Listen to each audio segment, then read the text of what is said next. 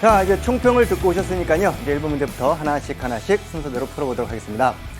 총평에서 말씀드린 대로 지금 문제를 맞췄느냐 못 맞췄느냐에 주목하지 마시고요. 이번 문제를 통해서 어떤 것들을 내가 모르고 있는가 학력을 평가한다는 마음으로 선택지 하나하나 내용을 보시면서 좀 복습도 하시면서 그렇게 강의를 보시면 좋겠습니다. 자, 1번 문제부터 본격적으로 가볼게요. 자, 1번입니다. 가에 들어갈 사진 자료로 가장 적절한 것은 되어 있네요. 답사 보고서가 나와 있는데 날짜를 봤더니 2020년 좋아요. 장소를 봤더니 인천광역시 강화군이라고 되어 있습니다. 강화도 하면 떠오르는 게 몇 개 좀 있어야 되는데 여러분들이 그죠? 강화도 하면은 일단 뭐 강화도 조약 이런 거 떠오르지 않아요? 강화천도 이런 거 떠오르지 않습니까? 고려 때 몽골이 쳐들어오자 강화도로 천도했었구나. 그리고 강화도 조약이 우리나라 최초의 근대적 조약으로 일본과 체결된 조약이었구나. 이런 것들이 막 지나가 준다면 좀 공부하신 거예요. 오케이? 자, 좋아요. 답사를 통해 알게 된 점, 사진과 같은 청동기 시대 어떤 시대가 나와 있네요. 역사는 항상 시대를 묻는다 그랬죠. 청동기 시대의 대표적인 문화유산을 직접 볼 수 있었다. 수십 톤에 이르는 덮개돌이 올려져 있어요 하는 걸 보고서 우린 이미 짐작할 수 있습니다. 자, 사진을 봤을 때 수십 톤의 덮개돌이 덮여있는 무언가를 찾으면 되겠네요. 어렵지 않죠? 이 파트는 선사 파트라고 부르는 곳이잖아. 선사 파트. 이 선사라고 하는 거는 이 사가 뭐라 그랬죠? 기록. 그래서 기록 이전의 시대이기 때문에 기록이 없거나 있어도 아주 부족하여 기록만 가지고는 시대를 파악할 수 없다더라. 우리는 뭘 봐야 되겠다? 유물과 유적을 가지고 어떻게 살았을까를 추론하는 그런 파트가 선사라 그랬거든요. 따라서 이 파트가 시험 문제 나올 때는 거의 뭐 10중 8구 어떻게 살았을까를 보여주는 유물과 유적 사진이 같이 나온단 말이지. 유물 유적을 보고서 요거는 어느 시대 거다라는 걸 파악할 수 있어야 문제를 풀 수가 있습니다. 물론 여러분들은 가장 잘하는 파트예요. 항상 뭐 작심삼일의 효과인지 모르지만 선사 파트는 누구나 잘합니다. 자, 여기 청동기 시대의 대표적인 문화유산으로 수십 톤에 이르는 덮개돌이 올려져 있는 요 문화유산 뭘까요? 고인돌이죠. 청동기 시대 때 군장이라고 불리우는 지배층의 존재를 보여주는 대표적인 문화유산. 유네스코 세계 문화유산에 등재가 되어 있는 강화, 고창, 화순 등지의 고인돌을 아마 여러분들은 알고 있을 겁니다. 고인돌, 말 그대로 돌을 고였습니다 이런 뜻이에요. 이렇게 돌을 고여놓고서 이렇게 위에다 올려놓은 북방식 고인돌, 바로 3번이 정답 되겠죠. 1번은 뭡니까? 요거는 신석기 시대의 대표적인 토기인 빗살무늬 토기고요. 2번은요. 요거는 우리 교과서에 일부 소개가 되어 있는데요. 산수무늬 벽돌이라고 불리우는 백제에서 나온 벽돌입니다. 요새로 치면 뭐 타일이라고 해야 될까? 타일처럼 벽돌인데 여기 보니까 산과 뭐 물의 문양이 있는데 요거는 바로 도교의 영향을 보여주는 걸로 우리가 생각을 하고 있는 중이에요. 도교의 영향을 받고 있는 그런 문화유산이다. 자, 그 다음에 4번은요. 금동 미륵보살 반가사유상이라고 불리우는 삼국시대 공통으로 만들어진 대표적인 미륵신앙을 보여주는 문화유산이고요. 5번은 백제의 금동대학로죠. 요거는 백제 사비, 지금의 부여에서 발굴된 대표적인 백제의 문화유산입니다. 이렇게 각각 문화재의 사진들을 같이 보시면서 풀어내면 되는 그런 문제였습니다. 자, 1번 문제 해결하셨죠? 어렵지 않게 풀었을 거로 생각하고 2번으로 넘어가 보도록 하겠습니다. 자, 가에 들어갈 내용으로 가장 적절한 것은 되어 있습니다. 자, 지도가 하나 나와 있고요. 선생님 말씀하시기를 지도와 같이 국내성에서, 선생님 맞겠죠? 너무 동안인가? 국내성에서 평양성으로 천도한 고구려 왕은 국내성에서 평양성으로 천도한 어느 나라 왕? 고구려 왕을 묻고 있습니다. 지금 가에 들어갈 내용이니까 고구려 왕의 업적을 묻고 있는 문제입니다. 어떤 왕인지 골라낼 수 있으면 되겠죠? 자, 국내성에서 평양성으로 천도했던 왕 누굴까요? 장수왕입니다. 장수왕의 가장 중요한 업적이죠. 뭐 장수왕은 워낙 오래 살아서 장수왕인데 아버지 광개토 대왕의 그 유업을 이어받아서 광개토 대왕은 만주 쪽으로 주로 진출했었고 장수왕은 만주 쪽을 아버지가 거의 다 이제 정복을 하셨기 때문에 남쪽으로 눈을 돌려가지고 남진 정책을 추진합니다. 장수왕은 남진 정책, 남쪽으로 진격하는 정책 이렇게 되겠죠? 진출하는 정책. 그래서 남쪽으로 내려가기 위해서 수도를 국내성에서 평양성으로 옮기고 본격적으로 남하 정책을 추진하여 특히 그 전에 백제의 근초고왕이 고구려 고구건왕을 전사시킨 사건이 있었거든요. 이제 그에 대한 복수전을 자행한 거지. 그래가지고 남쪽으로 내려가서 백제를 쭉 공격을 했어요. 백제를 공격해서 백제 왕이 결국 한성을, 당시 수도인 한성을 함락당하고 왕이 돌아가셨습니다. 그때 백제왕이 계로왕이라는 매우 괴로웠던 왕이었죠. 그리고 남쪽으로 내려가서 웅진 쪽으로 천도하는 계기를 만들었던 게 바로 장수왕의 업적이었죠. 장수왕은 남진 정책, 평양 천도, 백제왕을 한성을 공격하여 전사시켰다는 정도를 정리해 두시면 될 것 같습니다. 이 교자는 여기 앞에서 쓴 건데 지울게요. 자, 이 장수왕의 업적으로 옳은 것을 골라볼까요? 과거제를 시행하였어요. 자, 우리 과거제가 시작된 거는 고려식이 들어가서거든요. 고려 어느 왕 때일까? 혹시 기억하시는 분? 그렇죠. 광종 때 과거제를 처음 실시했었고요. 자, 쓰시마섬을 정벌했습니다. 쓰시마섬의 정벌은 고려 말과 조선 초에 여러 번 있었는데 여러분이 기억해둘 왕으로는 세종대왕이 대마도 장군 이종무를 파견하여 쓰시마를 정벌합니다. 한국을 빛낸 100명의 위인에 들어가 있죠. 대마도 장군 이종무 이러면서 북한산 순수비를 세웠던 사람은요. 요거는 신라의 신라 진흥왕이 4개 정도의 순수비를 세웠는데 북한산비도 있었고 그다음에 창녕비도 있었고 함경도에는 황초령비와 마운령비가 있었습니다. 특히 북한산 순수비는 순수라는 거는 퓨어가 아니라 왕이 직접 가서 세운 비석이다 그런 뜻이었습니다. 신라가 드디어 한강 유역을 장악했구나를 보여주는 근거가 되는 비석입니다. 국호를 남부여로 바꾸었습니다. 이건 누구죠? 백제 성왕입니다. 성왕은 웅진에서 사비로 재차 천도하면서 국호를 남부여로 바꿨던 왕이고요. 자, 백제 수도인 한성을 점령하였습니다라는 5번이 바로 장수왕의 업적이 되겠네요. 됐습니까? 자, 2번 문제도 이렇게 해결. 자, 그다음 3번 문제 가보겠습니다. 가 국가의 문화에 대한 설명으로 옳은 것은 되어 있네요. 가가 많이 나오네. 자, 내순환의 문화유산 경주 편 해가지고 여기 보니까 뭐 우리 잘 알고 있는 이런 거 아이고 좋다. 잘 알고 있는 이런 거 아이고 좋다. 그죠? 증강현실이기 때문에 터만 남아 있는데도 이렇게 딱 떠 있는 아주 좋은 웹 기술을 이용한 뭐 그런 건가 봐요. 자, 지금 여기 있는 거는 첨성대죠. 여기 있는 거 요거는요. 황룡사 9층 목탑입니다. 첨성대와 황룡사 9층 목탑을 머릿속에 넣어 두시고 경주라는 걸 가지고도 파악할 수 있을 것이고요. 천년왕국 이 나라의 수도인 경주에 있는 문화유산을 실감나게 느낄 수 있습니다. 보니까 이렇게 황룡사 9층 목탑이라는 이름이 나와 있군요. 되나요? 자, 이 나라는 어느 나라? 신라다, 신라. 신라의 문화를 묻고 있는 그런 문제입니다. 뭐 이런 거 어렵지 않죠, 이제? 자, 신라입니다. 서원을 설립하였다. 서원이 웬 말이야? 서원은 조선시대의 중등 교육기관입니다. 조선시대 때 과거제를 준비하기 위해서 들어갔던 중등교육관이 서원이었고 요거는 조선 중종 때 최초로 만들어졌었고요. 불국사, 적어도 뭐 경주 불국사 정도는 우리가 좀 상식으로도 알 수 있지 않나? 학교에서 배우지 않아도 경주 가면 불국사가 있고 첨성대가 있고 이렇습니다. 뭐 이런 것들. 정답은 2번이고요. 무령왕은 어느 나라 왕이죠? 백제왕입니다. 백제 웅진시대 왕으로 무령왕릉으로 매우 유명하죠. 무령왕릉은 도굴이 안 된 채로 발견된 신라 삼국시대 고분 중에서는 도굴이 안 되고 주인공을 특히 알 수 있는 되게 중요한 무덤입니다. 이 무령왕릉은 특히 그 무덤의 양식이 중국 양식이었고요. 거기 쓰여진 그 무령왕의 관이 일제였습니다. 일본산 금송으로 만든 거예요. 그래서 그 당시 무령왕이 국제적으로 상당히 교류가 활발했구나를 보여주는 근거가 되기도 한다더라. 자, 상감청자, 청자면 어느 나라 거? 고려청자 들어봤죠 많이? 고려청자. 고려 시기 때 만들어진 상감청자고요. 동맹이라는 제천 행사는 고구려 초기에 있었던 제천 행사였습니다. 10월에 지내는 국중대회를 동맹이라고 불렀었죠. 고구려 거. 고구려, 고려, 백제, 조선. 2번만 신라입니다. 총평에서 말씀드린 대로 이렇게 통사적인 문제들이 상당히 많거든요. 이런 문제가 나올 땐 조금 쉬워요. 아무래도 이제 여러분이 고구려, 백제, 신라 중에서 골라라 그러는 게 좀 더 어렵잖아요. 고려 하나 들어있고 조선 들어있고 이런 것보다. 아직 고1 학력평가 문제는 이런 식으로 통사형 문제가 많기 때문에 내용들을 체크하시면서 여러분들은 답은 2번을 맞췄겠지만 서원이 무엇인지 무령왕릉이 무엇인지 이런 것들을 정확히 파악하고 넘어가 달라는 얘기입니다. 자, 그럼 4번 문제로 가볼게요. 자, 4번입니다. 가 국가에 대한 설명으로 옳은 것은 되어 있습니다. 용호상박길, 고진감래길, 구사일생길, 상당히 무협지스러운 이름이 나와 있는데 고진감래, 구사일생, 용호상박 되어 있는데 보니까 팔공산 무슨 길이래요? 왕건길이랍니다. 왕건.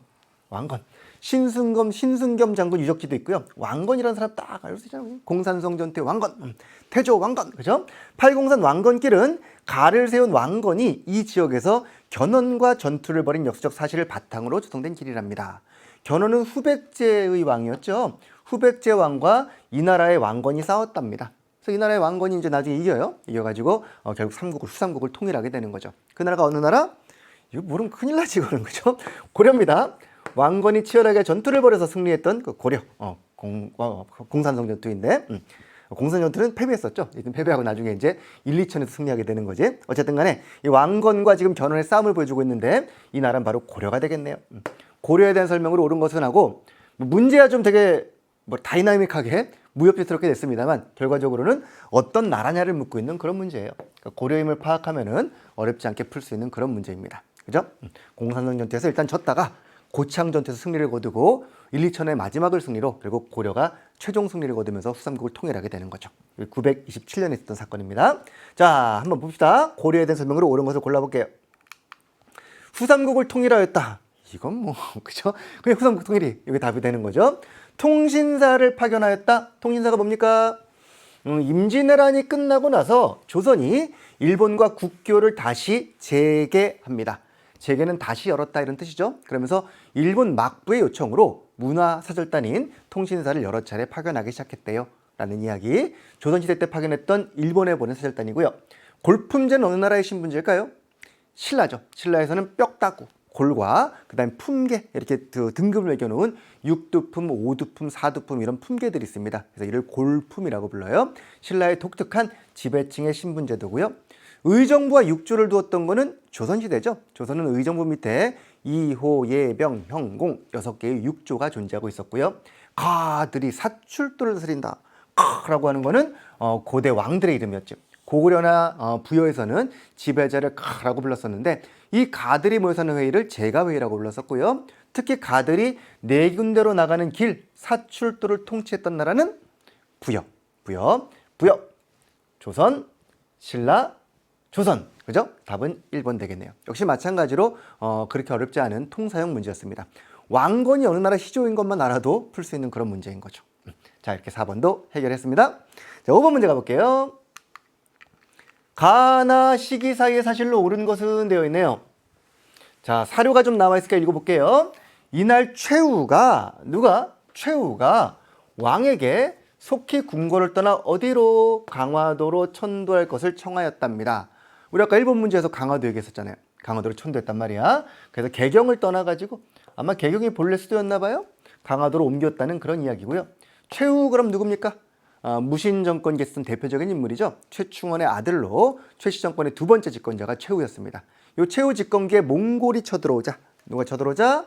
몽골이 쳐들어오자.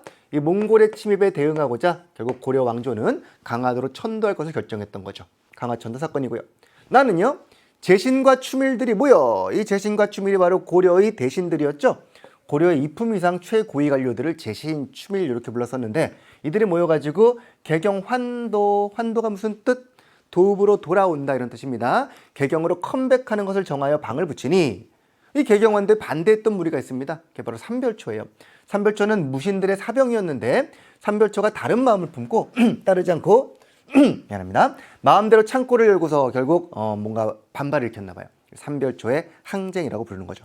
그러니까 몽골에게 결국 화해하고 항복을 하고 고려 왕조가 개경으로 돌아오기로 하자 이에 불만을 품고 무신들의 사병이었던 삼별초는 몽골에 끝까지 대응해서 개경환도에 반대하는 모습이에요. 대몽항전이다 이렇게 표현하는 거지. 삼별초의 대몽항전.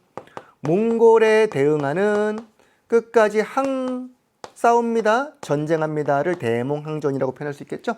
이 사건이에요. 그러니까 가와나 사이라고 하는 거는 몽골의 침입으로 강화도로 천도했다가 다시 환도하는 때까지. 그러니까 지금 강화도에서 개경으로 환도하게 되면 이때부터는 원의 간섭을 받기 시작했기 때문에 우리가 원간섭기라고 표현을 합니다. 그 원간섭기 이전의 모습을 묻고 있는 거예요. 이해되시죠? 그러니까 강화도에 있었던 강화천도기의 사건을 묻고 있는 그런 문제입니다. 약간 고려 내부의 문제이기 때문에 까다로울 수 있습니다만 다행히도 또 선택지가 고려 자체가 하나밖에 없어요.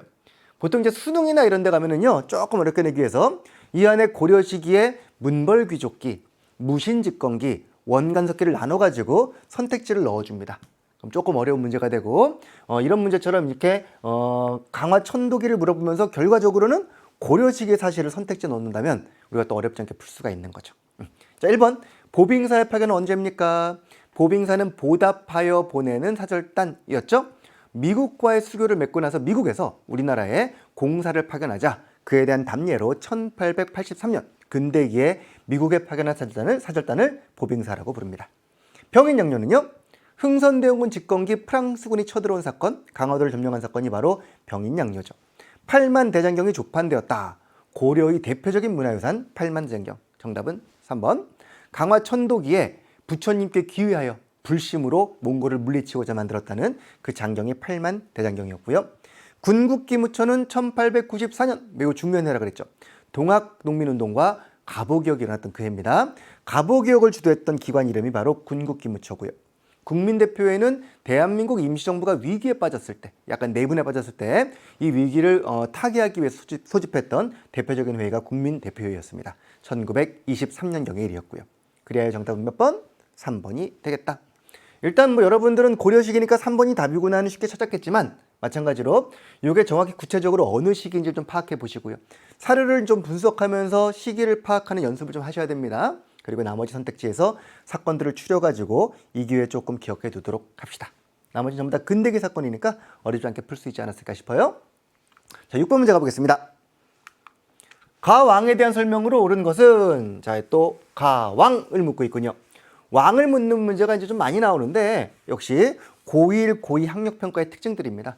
어느 왕의 업적, 어느 나라의 업적을 팩트 중심으로, 사건 중심으로 물어보는 거죠. 자, 역시 어느 왕인지 찾아볼까요? 불이 깊은 남간 바람의 아니밀쉐. 이렇게 아래에 써 있는 글자 읽을 줄 알아요? 아주 이런 거 안 배우죠. 불이 깊은 남간 바람의 아니밀쉐 곧 좋고 여름 하나니. 뭔 뜻이야 이게?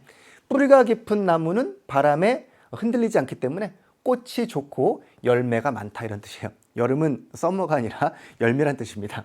샘이 깊은 물은 가마레 아니가 칠세. 샘은 샘, 우물.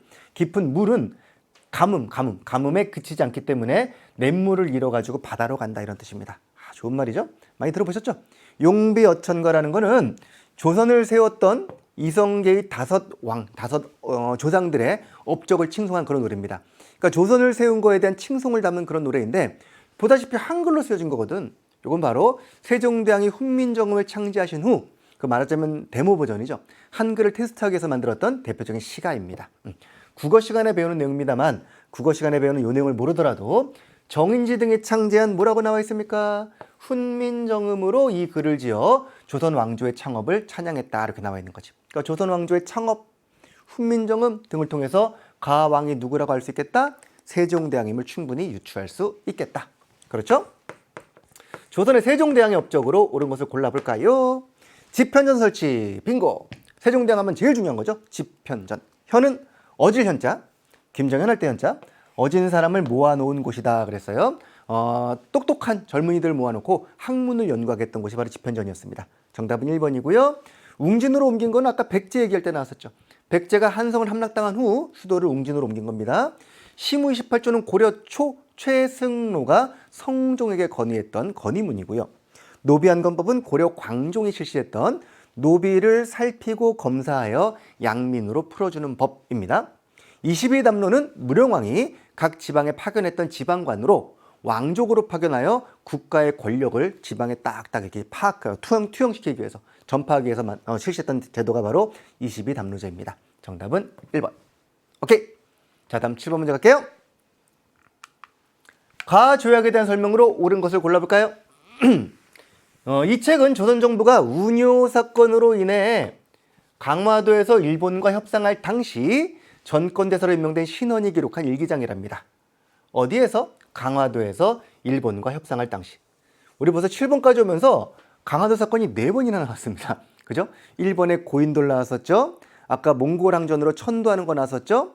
좀 전에 병인양요 나왔었죠? 그리고 여기 보다시피 강화도 조약이 나오죠. 강화도가 되게 중요한 섬인가 봐요. 맞아요. 시험이 상당히 많이 나옵니다. 강화도에서 일본과 협상할 당시 정권대사 신원이 바로 이 나라와 조약을 맺은 겁니다. 이 나라가 어느 나라죠? 강화도 조약의 대상국은 일본이었고요. 일본과의 협상 과정을 알 수 있다는 강화도 조약 내용이죠. 자, 가조약은 강화도 조약인데 보실까요? 기묘사화가 발생하는 원인이 되었다. 사화가 뭔가요? 사림들이 화를 입은 사건. 훈구들과 이렇게 대립하다가 화를 입은 사건으로 한 4번 정도 일어났는데 그중 여러분들은 기묘사화를 좀 기억하셔야 됩니다. 조광조를 비롯한 사림들이 개혁 정치를 추진하다가 중종 때 화를 입은 사건이 바로 김효사화였죠. 현량과 기억나세요? 그겁니다. 척화비가 설치되는 결과를 가져왔다. 척화비는 화해를 배척하는 비석, 화해를 싫어하는 비석이에요. 흥선대원군이 병인양요와 신미양요 직후에 신미양요 끝나고 나서 서양으로 함께 싸우자 그러면서 세운 비석이 바로 척화비였습니다. 임진왜란이 일어나는 배경이 되었다. 임진왜란은 뭐 조선 때 있었던 일이니까 전혀 관계가 없겠죠. 배경이 된 게 뭐가 있을까? 뭐 어쨌든 많겠지만 묘청이 난을 일으켰던 건 언제죠? 고려 이자겸의 난 이후에 묘청이 서경천도 운동을 전개했던 거죠. 고려 중계일이었고요. 이 강화도 조약의 결과 부산 외 2개 항구를 오픈하기로 했었고요. 부산에 이어서 나중에 원산과 인천항이 차례로 개항됐습니다. 라는 사실을 아마 알고 있을 겁니다. 정답은 그래야 몇 번? 5번. 강화도 조약은 워낙 중요한 근대적 조약이기 때문에 제가 아마 1조, 4조, 7조, 10조 정도는 기억해달라 그랬을 겁니다. 조선은 자주국으로 일본국과 대등한 권리를 갖는다. 이런 거. 그 다음에 부산 외 2곳의 항구를 오픈한다. 그리고 해안 측량권을 줬고 치해법권을 줌으로써 불평등 조약이 되었습니다. 라는 거 정리하고 계시죠? 정답은 5번. 자, 8번 갑시다. 가제도의 시행 결과로 옳은 것은 참 재밌는 문제죠. 한국사 수행평가인데 그림 글자 그리기 및 해설이래요. 글자를 보세요. 뭐라고 써있나. 보니까 이렇게 짜잔 대 짜잔 동 짜잔 법이라고 써 있습니다. 그죠? 파마머리를 하고 있나? 대동법이라고 써 있는데 대동법이란 제도인데 설명이 나와 있습니다. 곡물을 현물 대신 쌀로 납부하고 있고요. 공인이 현지에서 물품을 구매하고 있습니다. 쌀로 세금을 거둔 다음에 공인이라는 심부름꾼이 전국을 돌아다니면서 나라에 필요한 물건을 쌀을 이용해서 구매하는 겁니다. 결국 이제 공인이 구매한 물건을 정부에 납품을 하는 거지. 관리가 공인이 구매한 물품을 받고 있는 거죠. 이런 식으로 본래는 현물을 직접 나라에서 받았었는데 고등어가 필요하면 나라에서 백성한테 고등어를 내라 그랬었는데 이젠 그렇게 하지 않고 백성한테 쌀을 받은 다음에 이 쌀을 공인한테 주면 공인이 다니면서 쌀을 가지고 고등어를 구매하는 겁니다. 그리고 정부에다 납품하는 거예요. 이런 식으로 하다 보니까 아무래도 시장 거래가 활성화되겠죠. 이게 바로 대동법입니다. 대동법은 곡물을 토지 결수에 따라 현물 대신 쌀 등 당시 돈 비스무리한 것들로 받음으로써 뭔가 상품 경제가 발달하고 또 백성들의 부담이 줄어드는 매우 중요한 법이었다라는 거지. 광해군대 실시한 대동법을 묻고 있고요. 이 법 결과 이렇게 시장 거래가 활성화되었기 때문에 그 결과 상품, 화폐 경제 발달이 촉진되었다라는 게 매우 중요한 특징이었죠. 누구의 등장으로? 심부름꾼인 공인의 등장으로. 그리고 현물 대신 쌀, 동전, 옷감 등으로 납부하게 했기 때문에 라는 게 중요한 사실입니다. 노급이 폐지되었다. 어느 나라 얘기죠, 이거는? 노급은 신라 중대라고 부르는 신문왕 때 왕권 강화 정책을 추진하면서 귀족들의 경제 기반인 노급을 폐지했단다 라는 사실이고요. 당백전 발행은 흥선대원군이 경복궁을 중건하려고 했는데 비용이 약간 모자랐단 말이야. 그래서 상평통보의 100배 가치, 두당 100 이런 뜻입니다. 하나당 100. 그래서 100배 가치의 화폐를 발행했던 것이고요. 회사령의 시행은 일제강점기에 일본이 했던 겁니다. 일본이 총독부에서 우리나라의 자본의 성장을 막기 위해서 앞으로 회사를 설립할 때는 총독부의 허가를 받아라 해놓고 우리 한국인들의 회사 설립은 약간 허가를 안 해주고 일본인의 회사는 허가하고 이런 식으로 우리 민족 자본의 육성을 막고자 실시한 법이 바로 회사령이었습니다. 1910년대 법이었고요. 황국중앙총상회는요. 이 황국은 황제의 나라, 즉 대한제국을 말해요. 대한제국기 때 있었던 중앙에 있는 상인들의 모임이잖아요. 바로 시전 상인들의 모임이 황국중앙총상회였죠. 이들은 그 당시에 청나라와 일본 상인들이 서울까지 들어서 막 장사를 하자. 그들 때문에 서울 시전 상인들이 장사가 안 됐단 말이야. 그래서 상권 수운동을 전개했던 그런 단체가 바로 황국중앙총상회였습니다. 정답은 5번. 다 경제적인 사건들인데 이 경제 사건이 어느 시대 때 있었던 건지 신라, 흥선대원군기, 일제강점기, 요거는 우리 근대기, 대한제국기, 요건 조선 후기 이런 식으로 파악할 수 있어야 되겠습니다. 경제사 문제가 이렇게 하나 나와 있네요. 잘 새겨두시고 자 9번 문제로 가겠습니다. 가에 들어갈 내용으로 적절한 것은 한국사 인물 카드. 많이 보신 인물이죠. 이름 땡땡땡. 저런 옷을 입고 있는데 사진이 있다는 얘기는 적어도 이제 근대기 들어와서 인물이라는 얘기죠. 사진기가 나온 다음이니까. 그죠? 아마 세종대왕이면 사진이 아니라 그림이 그려져 있겠지. 자, 생물 연도가 딱 보니까 그래. 1820년부터 1898년 딱 요때쯤이고 주요 정책으로는 서원을 철폐했고요. 오케이. 그리고 호포제를 실시했습니다. 호포제라고 하는 거는 포를 받았던 겁니다. 군포를 받는 건데 군포를 호 단위로 받음으로써 개개인에게 받던 군포를 집 단위로 받음으로써 일단 일반 백성들의 세금 부담은 줄어들었고요. 대신에 양반집도 같이 내게 하는데 매우 중요한 의미가 있는 제도가 바로 호포법이었습니다. 호포제. 이건 양반에게도 부과했다 하나 적어둘까요? 그동안 양반들은 군대를 가지 않았었거든요. 군포 납부에 부담이 없었는데 이제 양반에게도 징수했기 때문에 양반들의 반발이 매우 심했던 게 바로 호포제였습니다. 물론 서원철폐도 양반들의 반발이 매우 심했었죠. 제가 흥선대원군의 개혁정치 얘기하면서 특히 그중에서 양반들의 반발이 심했던 걸 기억하라 하면서 서원철폐, 호포제 실시, 그리고 경복궁 중건 이런 걸 얘기했을 겁니다. 이런 것도 매우 반발이 심했던 제도라고. 정답은 그리하여 경복궁 중건이에요. 좀 전에 봤다시피 당백전을 발행하면서 무리하게 추진하다 보니까 양반과 백성들에게 민폐가 매우 컸던 게 바로 경복궁 중건이었습니다. 자, 신민회 언제 만들어진 거죠? 1907년.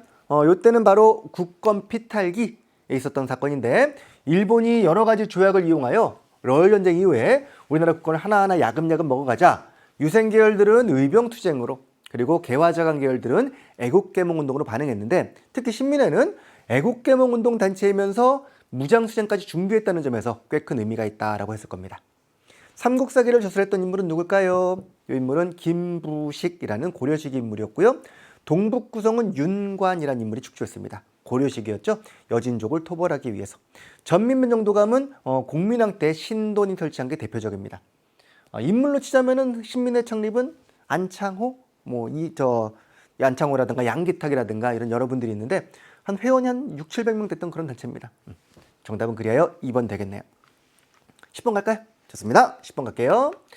저 혼자 가작을 해놓고 저 혼자 좋답니다. 밑줄 친 의병에 대한 설명으로 옳은 것은 되었습니다. 의병이 바로 나오네.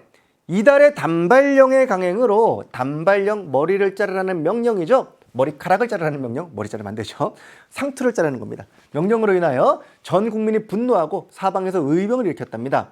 특히 이소은 같은 인물이 대표적인 인물이었는데 유인석, 이소은 같은 유생들이 대표적인 인물들이었습니다. 단발령 때문에 나왔던 의병이 무슨 의병이죠? 이게 단발령 말고 또 하나의 기기가 있었는데 우리 명성황후 시해 사건, 국무시해 사건인 을미사변. 을미사변과 단발령을 계기로 을미년에 일어났던 의병을 우리는 을미의병이라고 불러요. 매천야록은 황현이라는 유생이 쓰신 글입니다. 전라도 구례 쪽의 유생이었는데 이분이 나중에 국권 피탈이 되자 1910년에 아편을 딱 드시고 음독자살하신 그런 분이에요. 절명시라는 시를 쓰고 지식인에 참 어렵구나 그럼 시를 쓰시고 돌아가신 분이 바로 매천 황현이라는 분입니다. 자, 을미의병인데요. 을미의병은 특히 1895년 갑오개혁이라든가 동학농민운동 같은 약간 근대적으로 볼 수 있는 그런 여러 가지 개혁적인 내용들, 특히 농민들이 반발하면서 막 신분제가 폐지되고 여러 가지 변화 속에서 당시 전통적인 질서를 지키고자 했던 유생들이 주도한 그런 의병입니다. 제가 방금 말하면서 이소응, 유인석 같은 유생들이 주도했다 그랬었는데요. 이 을미병은 유생들이 대부분 주도했던 좀 복고적인 특징을 가진 그런 의병이었다 그랬었죠. 그래서 다시 옛날로 돌아가고자 왕을 추대하고자 노력했던 그런 의병이었습니다. 자, 의병에 대한 설명을 온 거 볼까요? 화랑도를 주직했다 되어 있는데 화랑도는 신라의 청소년 집단이 화랑도였죠. 관창, 김유신 이런 분들. 쌍성 총관부를 수복했던 거는요. 고려 공민왕. 쌍성 총관부는 몽골이 원나라가 우리나라에 설치한 직할령이었습니다. 이 직할령을 탈환하면서 반원 자주책을 펼친 왕이 바로 공민왕이었습니다. 매소성에서 당구를 물리쳤던 거는요. 요거는 신라 통일기 당나라와의 전쟁이었거든요. 매소성 전투, 기벌포 전투 이런 게 있었죠. 귀주대첩을 승리로 이끌었다는 고려 초 거란이 침략해왔을 때 3차 침입 때 강감찬 장군이 귀주대첩을 승리로 이끌면서 거란을 막아냈던 경험이 있었고요. 위정척사성을 가진 유생들이 주도한다라는 게 정답 되겠네요. 위정척사가 무슨 뜻이죠? 바른 것을 지키고, 내 이름 다 나오네. 바를 정자, 바른 것을 지키고. 아까 지편전의 현자, 오케이. 바른 것을 지키고 사악한 것을 배척하는 것을 위정척사라고 부릅니다. 유생들이 바르다고 생각한 게 뭐였냐? 바로 성리학적 질서입니다. 유생들은 성리학만이 올바른 것이고 그 외에 서양에서 들어오는 많은 것들은 사악한 것이다 그래가지고 서양 문물을 받아들이는 것을 극도로 혐오했던 그런 분들이에요. 다시 옛날로 돌아가자. 근대가 웬 말이냐 그러면서 유생들께서는 약간 서구적인 것들을 비판하면서 우리 것을 지키고자 했던 그런 분들. 그렇게 이렇게 일어나는 병이 바로 을미의병이었다는 얘기죠. 정답 그리하여 몇 번? 5번 됐네요. 10문제를 딱 풀어봤습니다. 자, 11번 문제로 가보겠습니다. 다음 계획에 따라 추진된 사건을 묻고 있습니다. 자, 지금 발문에서 이번엔 사건을 묻고 있습니다. 홍영식의 총판으로 있는 우정총국 건물 낙성시. 우정총국 건물이 완성되는 그날을 거사일로 삼았고요. 그 도중에 불을 질러가지고 거사의 신호를 삼고, 불이 나면은 일본 공사관으로부터 일본군을 모셔와서 데려와서 이들에게 이제 사고를 방지하게 만들고, 이 정변이 성공하면은 왕을 즉시 경호궁으로 옮겨가지고 삼중으로 호위하겠다 등등등의 여러 가지 계획을 세우고서 우정총국 낙성식 때 불을 지른 후 일본의 도움을 받아가지고 왕을 볼모로 잡는 그런 사건이에요. 이 정도 설명 다 나왔죠? 그죠? 우정총국 딱 보고 벌써 필이 왔어야지. 뭡니까 이거? 갑신 정변. 임오군란 때 우리 군인들이 변란을 일으키자 당시 정부에서는 이 군인들의 반란을 막을 길이 없어서 청나라에게 도움을 요청했단 말이죠. 그러니까 청나라 군대가 들어왔습니다. 진압을 했습니다. 그리고는 돌아가지 않고 남아있었던 거예요. 그때부터 우리나라는 청해 내정 간섭을 엄청나게 받기 시작합니다. 당시 청해 간섭을 벗어나고 자주국이 되어야 된다, 독립국이 되어야 된다 라고 외쳤던 젊은이들이 있었습니다. 이들은 특히 일본을 모델로 삼아가지고, 일본의 메이지 유신을 모델로 삼아가지고 우리도 급진적인 개혁을 해보자 라고 막 으쌰으쌰하고 있었는데 청해 간섭이 심해지고 있는 거예요. 그러면서 당시 지배층들, 온건계파들이 자꾸 청 쪽에 기우는 정책을 펼치기 시작하자 이에 불만을 품고서 결국 변란을 일으킨 사건이 갑신정변이었습니다. 누가요? 젊은 친구들이. 이 젊은 친구들을 뭐라고 표현하냐? 당시 개화를 주장하긴 했는데 당시 있었던 약간 그 고위층들에 비해서 급진적인 개혁을 추구하고자 했다. 그래서 급진개합하다라고 표현을 합니다. 홍영식, 저긴 홍영식, 김옥균, 박영효 등등의 젊은 친구들이 급진적인 마인드를 가지고 어디를 모델로 삼아서? 일본을 모델로 삼아서 일본의 메이지 유신을 모델로 했기 때문에 보다시피 일본의 지원을 받고 있는 거지. 일으킨 사건이 갑신정변이에요. 그러나 이 사건은 결국 다시 청군의 진압으로 실패로 끝나고 말았습니다. 3.1천하로 끝났고 결과적으로 갑신정변 이후에 청해 내정 간섭은 더욱더 심해지는 결과를 초래했던 것이죠. 자, 이 사건에 대한 설명으로 옳은 것을 골라볼까요? 정답 딱 남아있는 1번에 급진개합파가 주도했다는 거. 자, 병인박해가 원인이 되어 발생한 사건은 병인양요죠. 병인년에 있었던 흥선대원군이 천주교에 대한 탄압을 일으킨 사건을 병인박해라고 부릅니다. 이에 대한 반발로 이에 대해서 이제 복수국으로 나왔던 게 프랑스군의 침략, 바로 병인양요란 사건이었고요. 교정도감은 최씨 무신 정권이 최충원이 설치했던 임시관청으로 최고 집정기구라고 표현합니다. 정치를 모두 관장했던 그런 최씨 정권의 권력기구가 교정도감이에요. 삼정의정청은 삼정의 문란을 이정은 정리한다라는 뜻입니다. 방정리한다는 그 정리랑 비슷한 뜻이에요. 삼정의 문란을 정리하기 위해서 만든 관청이 삼정의정청입니다. 1862년 진주 쪽을 중심으로 임술 농민봉기가 일어나자 이에 대한 수습을 위해서 만들었던 관청이 삼정의정청인데 실제 실효성은 별로 없었던 그런 관청이고요. 김부식이 이끄는 관군이 진압했던 사건은 묘청의 서경천도 운동. 좀 전에 봤었죠? 오케이, 이렇게 해서 이 문제도 해결하겠습니다. 자, 12번 문제로 가볼게요. 밑줄 친 이 운동이 일어난 시기를 연표해서 골라보자입니다. 동상이 딱 있는데 아주 멋있는 분이 앉아있는데 밑에 보니까 녹두장군 전봉준이라고 딱 써있네. 종로에 녹두장군 전봉준 동상이 왜 세워져 있을까? 왜냐하면 전봉준이 이곳에서 처형되었기 때문이야. 그는 반봉건 반외세의 성격을 지닌 이 운동을 주도하다가 공주 우금치에서 패배한 후 결국 체포되고 말았지.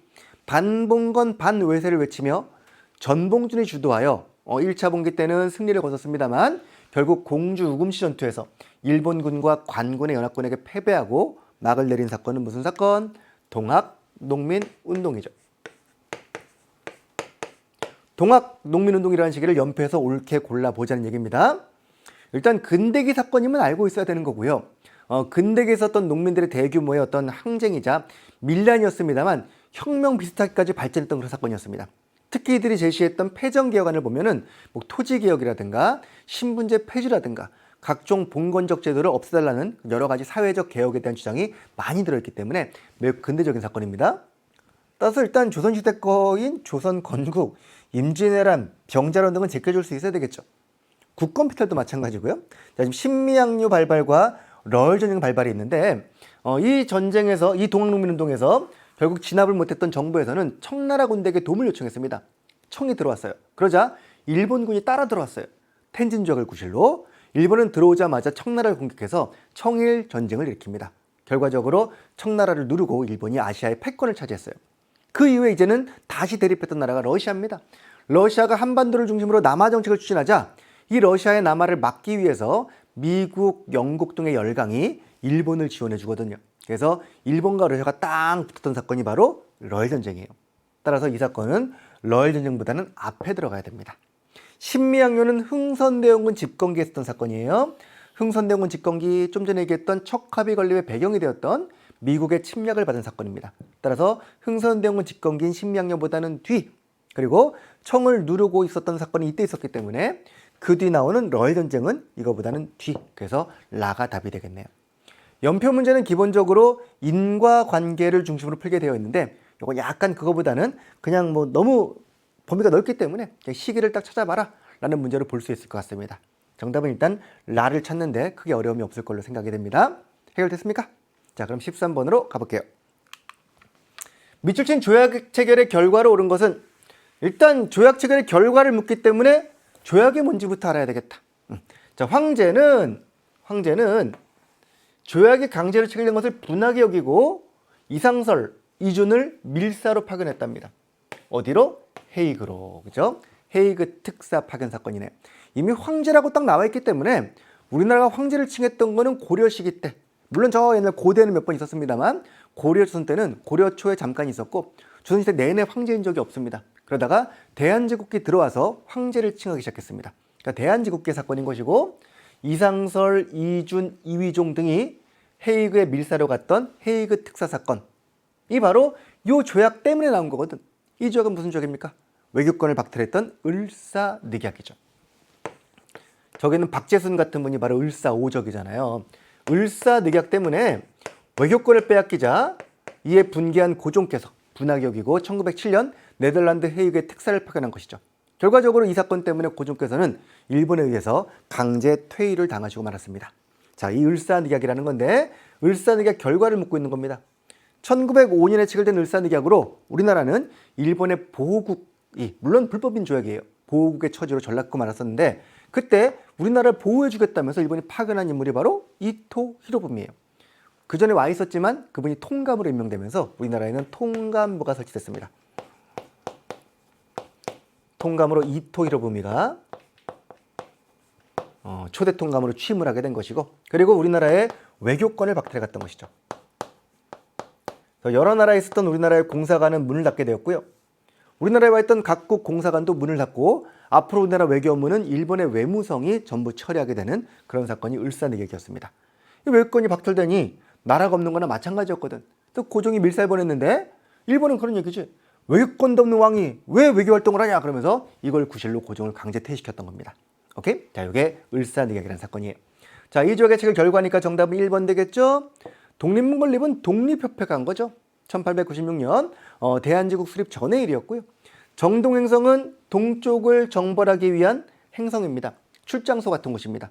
몽골이 우리나라를 지배는 하긴 했습니다만 국권을 빼앗진 않았고 식민지 같은 걸 삼지 않았었고요. 간섭을 하면서 대신 동쪽에 있는 일본을 정벌하러 가자 이랬던 겁니다. 그래서 일본 정벌을 위해서 우리나라에 만들었던 기관이 정동행성이라는 기구였고요. 홍경래의 난은 세도 정치익이 순조 때 있던 사건이죠. 평안도의 홍경래 등이 난을 일으켰던 사건이고, 청일전쟁 좀 전에 얘기했다시피 가보년에 있었던 사건입니다. 동학농민운동 때 일어난 사건이 청일전쟁이었죠. 정답은 1번. 뭐 근대기 사건이 한 3개쯤 나와 있습니다만 역시 대한제국기와 그 이전을 나눠가지고 국권 피탈기를 나눠볼 수 있는 문제이고, 특히 헤이그 특사가 을사늑약 때문이구나라는 것만 파악할 수 있으면 어렵지 않게 풀 수 있는 그런 문제입니다. 자, 14번 문제로 가겠습니다. 가 정부에 대한 설명으로 옳은 것은 짐이 경운궁으로 환공한 이후 위기를 모면하고 나라가 안정되면서 황제의 자리에 올랐다. 좀 전에 얘기한 그거네. 그죠? 황제가 된 겁니다. 경운궁은 지금의 덕수궁인데요. 이쪽으로 환궁을 했대요. 어디 가셨었나 보죠? 어디 갔었죠? 러시아 공사관에. 아관 파천이라고 부르죠. 러시아 공사관에 잠깐 피신하셨다가 한 1년여 만에 다시 경운궁으로 돌아오시고 그리고 황제 자리에 오르신 겁니다. 이때 수립한 나라가 무슨 나라? 대한제국이에요. 이때 나라 이름은 대한, 그레이트 한, 황제의 나라니까 제국이라고 불렀던 것이죠. 낡은 것을 없애고 새로운 것을 도모하여 근대적인 개혁을 추진했으니 이때 추진한 개혁을 이때 연호를 광무라고 썼기 때문에 광무개혁이라고 부릅니다. 대한제국의 광무개혁. 광무개혁은 근대적인 상공업 진흥책을 추진하고 각종 교육제도, 군사제도 등을 개편하는 등 상당히 근대적인 개혁이었습니다만 가장 안타까운 한계는 황제 중심의 개혁이었다는 겁니다. 황제가 모든 걸 추진하면서 모든 권력을 통제했기 때문에 강력한 전제 군주제를 지향했어요. 근대적인 정치와는 약간 거리가 있는 전제 군주제를 지향했다는 한계가 있었습니다만 이건 그 당시 외교 문제 때문에 어쩔 수 없는 선택이기도 했습니다. 그 방향 속에서 구본 신참의 원칙으로 추진한 개혁을 우리는 광무개혁이라고 불러요. 황제의 강력한 권한을 위해서 황제께서는 대한국 대왕제가 모든 권리를 갖는다라는 대한국 국제를 반포했던 것이죠. 1899년 정답은 5번입니다. 1번은 정조가 설치했던 군대고요. 2번은 성종 때 편찬한 조선의 만세 성법, 조선의 완성된 법전이 경국대전이었고 화백회의는 신라에서 귀족들의 회의였습니다. 요동정벌은 몇 번 있었습니다만 공민왕도 했었고요. 이성계 중심을 대가지고 고려 말에도 있었고요. 몇 번에 걸친 요동정벌이 있었습니다. 정답은 일단 5번. 역시 근대계 사건 하나밖에 없기 때문에 조선, 신라, 고려조선이니까 정답은 5번임을 또 어렵지 않게 찾을 수 있겠죠. 자, 15번 문제 가겠습니다. 밑줄 친 이 단체로 옳은 것은 단체에 대한 이름을 묻고 있는 문제네요. 혹시 한자를 조금 알면은 여기 의열단 써 있거든요. 한자를 모르겠죠, 근데 더군다나 옆으로 돌아가 있기 때문에. 자료는 일제가 작성한 감시대상 인물 카드인데 일제 요인을 암살하고 식민지배기구 파괴를 목적으로 했던, 보통 이들의 대상을 타겟을 5파괴 7가살이라고 표현합니다. 파괴할 곳 5군데, 죽일 사람 7종류 해가지고 5파괴 7가살의 원칙을 세우고 이 단체 인물들이 열심히 김원봉 단장을 중심으로 하여 총독배 폭탄을 던진 김익상이라든가 종로 경찰서에 던진 김상옥이라든가 나중에 그 동양청식 주식회사에 던졌던 나석주라든가 이런 분들이 활약했던 단체가 바로 이 단체입니다. 단체 이름은 의열단이죠. 정답은 1번. 이건 단답형 문제나 마찬가지입니다. 학교 시험이라면은 의열단을 써라라고도 나올 수 있는 그런 문제입니다. 의열단이란 단체고요. 북로군정선은 김좌진 장군을 총사령관으로 했던 청선리 대첩을 승리로 이끈 그런 군대였고요. 대한자강이라는 거는 1910년대 대한 애국개몽기에 10년대가 아니라 1907년쯤에 활동했던 애국개몽기에 활약했던 대표적인 단체였고, 대한강복회는 1910년대 국내에 있었던 비밀결사 조직입니다. 이름이 다 비슷하죠. 대한자강회, 대한광복회, 대한독립군 이런 식으로 좀 비슷한 이름들이 많이 나오는데 이런 것들을 조금 구별하는 게 근대 파트가 좀 어려운 이유예요. 아무래도 이제 이름이 거기서 거기죠. 한국 독립, 한국 광복, 대한 독립, 대한 광복 이렇거든요. 이런 것들 살짝 구별하는 거를 나중에 연습 좀 해보시기 바랍니다. 학교 시험 같은 거 있을 때는 조금 암기하시고 또 수능 전에 또 한번 정리하시고 그러면은 어느 정도 정리가 될 겁니다. 그렇게 많진 않아요, 단체 이름들이. 신한청년당은 파리강화의의 대표를 파견했던 상하이 지역의 청년단체입니다. 파리강화의의 김규식이라는 인물을 대표로 파견했던 상하이의 단체 이름이 신한청년당. 혹시 지금 잘 모르겠다면은 나중에 이제 들어두시고 공부하다가 나올 때 좀 체크하시면서 이게 시험에 나왔었지 하고 기억만 떠올려 주셔도 괜찮을 것 같아요. 그 정도를 일단 하고 여기서는 의열단이라는 이름을 좀 기억하고 넘어가시면 좋겠습니다. 자, 16번 문제로 넘어가 볼게요. 가 운동에 대한 설명으로 옳은 것은 가 기록물 되어 있는데 이 뭐가 등재가 됐나 봐. 등재가, 그죠? 어디 등재가 된 건데 이 기록물은 국가가 진 빚을 갚기 위해 1907년부터 일어난 이 운동이랍니다. 빚을 갚기 위해. 나라가 진 빚, 나라 한자로 국, 빚은 채권, 채무 이런 말 들어봤어요? 채. 국채를 갚는 거니까 국채보상. 그렇죠. 국채보상 운동입니다. 1907년 이때는 통감북이었는데 나라 빚이 1,300만 원, 대한제국 1년 예산에 맞먹는 그 돈에 이르자 이 빚을 갚아야지만 우리가 당당할 수 있다 그래가지고 나라 빚을 갚기 위해서 전국적인 모금 운동이 전개가 됐습니다. 그 운동을 국채보상운동이라고 불러요. 이 등재가 된 곳은 바로 여기 있는 유네스코입니다. 유네스코 세계기록유산으로 이 국채보상운동 관련 기록물들이 등재가 되었거든요. 그래서 전국의 국민들이 술도 끊고 담배도 끊고 반지하 비녀를 팔고 이러면서 자발적으로 나라를 위해 싸웠던 그런 경제적 구국운동인 것이죠. 이로부터 90년 뒤인 1997년에 있었던 금모기 운동하고도 비교가 잘 되는 그런 운동입니다. 또는 1920년대 나오는 물산 장려운동과도 비교가 잘 되죠. 뒤에 문제가 있죠. 그죠? 자, 이 국제보상운동입니다. 설명으로 옳은 것은요.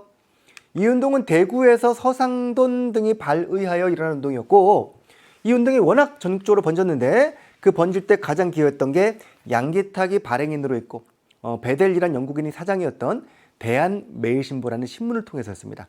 이 신문이 주도하자 각 언론사들이 막 호응을 하면서 막 홍보를 했던 거죠. 전국적으로 확산되는데 크게 기여한 신문이 바로 여기 있는 대한매일신보. 정답은 2번이고요. 청문물 수용을 주장할 리가 없고요. 이때는요. 청문물 수용을 주장했던 거는 온건계합파라든가 그런 분들이 있을 것이고 순종의 서거를 계기로 했던 사건은 60만세 운동. 백정에 대한 차별철폐를 요구했던 거는 1920년대에 있었던 형평사 같은 단체가 있습니다. 조선 형평사. 구식군에 대한 차별의 원인이었던 거는 이모군란이라는 사건이고요. 약간 근대계 사건들이 다 들어있기 때문에 이런 게 조금 어려운 문제인 것이죠. 앞서 봤던 쉬운 문제 유형이라면 여기에다가 요거 하나 보여주고 신라 거, 고려 거, 조선 거 그럼 좀 쉬워집니다. 이 문제는 전부 다 근현대 사건들을 중심으로 물어봤기 때문에 이건 좀 여러분들이 사건 하나하나를 파악할 수 있어야 됩니다. 근현대사 파트는 이번 문제에서 총평에서 봤다시피 근현대 파트 문제가 더 많았거든요. 근현대 파트는 하나하나 사건들을 잘 기억하시고 사건들의 인과관계를 정리하시는 게 바른 학습법이에요. 전근대는 큰 흐름으로 보시고 근현대는 사건별의 인과관계를 보시고 여기서는 국채보상운동이라는 사건과 대한매일신보라는 사실을 알고 있어야 되는 것이죠. 정답은 2번. 자, 17번 문제 가겠습니다. 밑줄 친 이 시기에 있던 사실로 옳은 것은 지금 경복궁 안에 박람회장이 설치되어 있습니다. 여기 보시면 이게 광화문이거든요. 경복궁 안에 상당히 많은 건물들이 있었는데 이걸 다 헐어버리고 일본이 각종 근대적인 건물을 만들어가지고 박람회를 개최했던 겁니다. 1910년대에 있었던 박람회인데 당시 일본은 자기들의 총독부의 지배가 얼마나 근대적인가를 보여주기 위해서 우리나라 유교적인 법궁인 경복궁을 헐어버리고 이런 말도 안 되는 건물들을 막 지은 다음에 이거 막 홍보를 했던 거지. 선전했던 겁니다. 우리가 이렇게 너희들을 발전시키고 있다 이러면서 1915년에 있었던 사건인데요. 이걸 이제 헐고 나서 이 자리에다가 나중에 조선 총독부 건물을 만들었고 이게 지금은 헐리고 다시 복원이 돼가지고 경복궁이 예쁘게 복원이 되어 있는 것이죠. 자, 이 그림을 보면 일제가 식민 통치 정당성을 홍보하기 위한 박람회를 개최하면서 경복궁을 훼손했다라는 겁니다. 일제가 헌병경찰 제도를 실시했던 이 시기에 시가 나와 있네요. 식민지 지배 시기인데 헌병경찰 제도를 실시했던 그 시기였답니다. 이 시기에 악랄한 지배를 하면서 이걸 약간 이제 유화시키고 홍보하고 이러기 위해서 이런 박람회를 하면서 실상을 감추고자 했다는 얘기죠. 1910년대 사실을 묻고 있는 것이죠. 1910년대 우리는 일제의 통치 방식을 보통 헌병경찰제도 혹은 무단통치 등으로 부를 겁니다. 이 시기에 일본은 강압적인 법을 많이 만들었는데 특히 한국인에게만 적용되는 조선태형령, 조선민사령, 조선형사령 등을 통해서 엉덩이를 때려주는 그런 이상한 법을 만들었던 것이죠. 조선태형령, 답은 4번입니다. 법 알고 있죠? 이런 법. 호패법은 누가 실시한 법? 태종 때, 조선 태종 때 일종의 주민등록제도라 그랬었죠. 그런 제도였고요. 별기구는 근대기 1880년대에 통리기무화문이라는 근대적 기구를 만들고 5번에 있죠. 거기서 만들었던 신식군대가 별기군이었습니다. 같은 시기입니다. 5번과 2번은요. 홍범14조는 갑오개혁 때 반포되었던 근대적인 법령 비슷한 거였죠. 갑오개혁 2차 갑오개혁 때 홍범 14조가 반포되었습니다. 정답은 4번. 일제의 정책을 찾으면 되기 때문에 나머지는 다 우리들이 한 거고요. 4번만 일본이 한 겁니다. 이렇게 찾아도 괜찮을 것 같아요. 자, 18번 문제 가겠습니다. 가민족운동의 영향으로 옳은 것은 순국 100주기가 되었는데요. 백발의 독립운동가인 강우규 선생님께서 나와 있네요. 백발. 64살의 노구였는데 그 당시 64시면 꽤 나이가 많이 드신 분이었습니다. 이분이 우리나라에 부임했던 총독 사이토 마코토를 향해서 지금의 서울역이죠. 남대문역, 당시 남대문역에서 폭탄을 던지고 사라졌던 그런 분입니다. 지금 서울역에 가면은 이분의 동상이 크게 세워져 있습니다. 강우규의 동상이 노인단의 단원이었습니다. 강호교유사는 1919년 일제강점기 최대 규모의 민족운동인 이운동이 일어나자 1919년에 최대 규모의 민족운동인 이운동이 일어나자 만세 시위를 주셨던 분이었고요. 그리고 이른바 문화통치 방침을 내세운 신임 총독 사이토가 들어오자 폭탄을 던졌던 그런 분이었습니다. 그럼 이 운동은 무엇일까요? 100주기인데 19년부터 100주기니까 한 2019년, 지금쯤 딱 100년 됐겠구나. 그죠? 19년에 있었던 이 사건은 바로 3.1운동이에요. 3.1운동. 3.1운동의 영향으로 옳은 것을 고르라는 그런 문제가 되겠네요.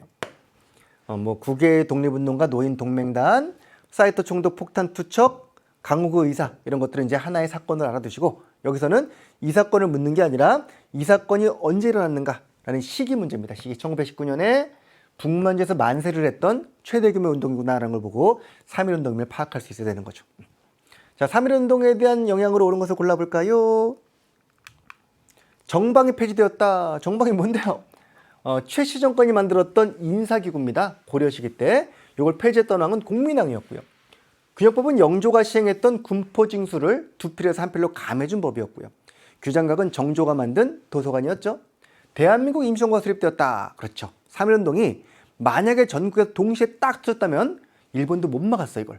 근데 산발적으로 나다 보니까 일본이 다 진압을 했던 거거든요. 그래서 우리 민족의 독립운동을 하나로 아우를 수 있는 구심점이 필요하다라는 시각에서 정부 수립이 준비가 됐었고 그 결과 만들어진 게 바로 대한민국 임시정부이기 때문에 정답은 4번입니다.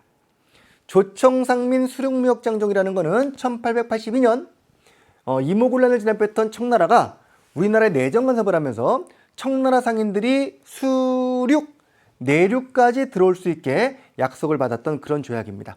이 조약의 맨 앞머리에다가 조선은 청의 속방이다, 청의 속국이다 라고 딱 명시해 놓고서 우리나라를 지배했던 것이죠. 1882년 청의 내정 간섭이 본격화되던 때 체결된 조약이 바로 조청상민 수륙무역장정. 다음 19번 가겠습니다. 가민족운동에 대한 설명으로 옳은 것은 자스가리 우거뜬만 안 되죠. 거꾸로 읽어야 됩니다. 우리가 만든 것은 우리가 쓰자.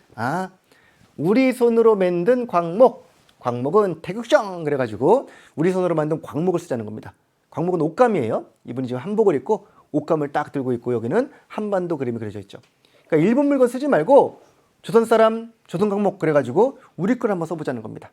자, 이번 영상은 1920년대 전개된 이 운동에 대한 것으로 실력 양성 운동의 일환이었으며 일본 상품 배격과 우리나라 물건, 토산품 애용을 주장했다는 겁니다.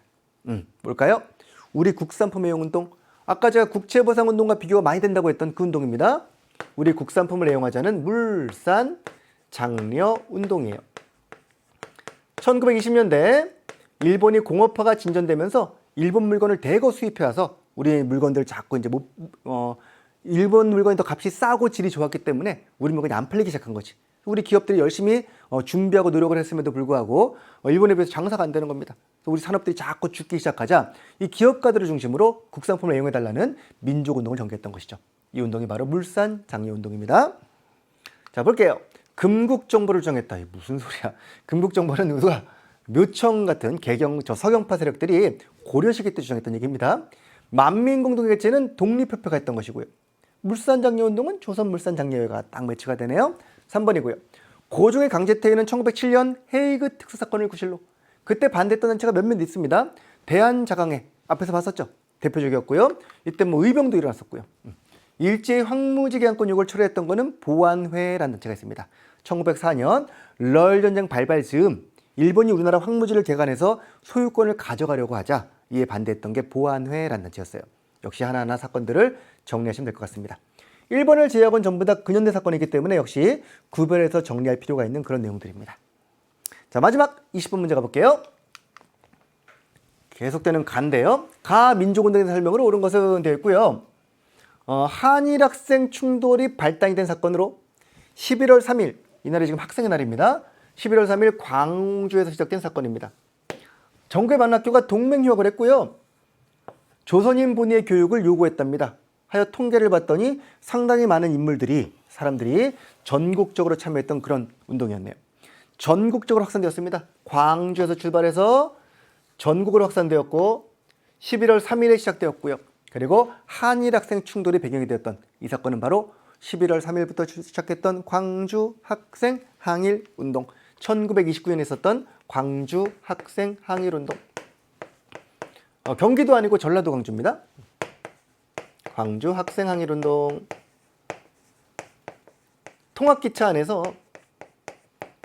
조선인 박준채와 일본인 후쿠다 사이에서 충돌이 빚어져가지고 학생들의 편싸움이 일어났고, 이를 민족 차별적으로 수사했던 일본에 대응해서 학생들이 동맹유학을 하면서 그러면서 처음에는 학생들의 운동을 출발했는데 나중에 거족적인 항일운동으로 3.1운동 이후 최대 규모로 발전했던 게 바로 이 운동이었죠. 이렇게 확산이 되자 이거 기회다 싶었던 그 당시 1927년에 만들어져가지고 전국적인 단체로 활동했던 신간회라는 단체가 있습니다. 신간회는 강주 학생 항일운동이 점차 확산이 되기 시작하자 이 운동을 3.1운동 이후 최대 규모의 거축적 민중대회로 확산시키고자 민중대회를 계획하면서 진상조사단을 여기에 파견했답니다. 그 결과 신간회의 지원을 받으면서 약간 확산이 됐습니다만 일본은 이 신간회를 그냥 두지 않았죠. 이 사건을 구실로 신간회 지도부가 구속이 되고 말았어요. 결국 신간회가 해소되는 배경 중에 하나가 된 게 바로 이 사건에 대한 지원이었습니다. 신간회 지원이 있었구나라는 게 매우 중요한 사건이었죠. 자, 옳은 거 골라볼까요? 신간회가 5번에 답이 있네요. 신간회가. 현량과 실시는 아까 기묘사가 나왔었는데 조광조에 개혁돼 있었던 사건이고요.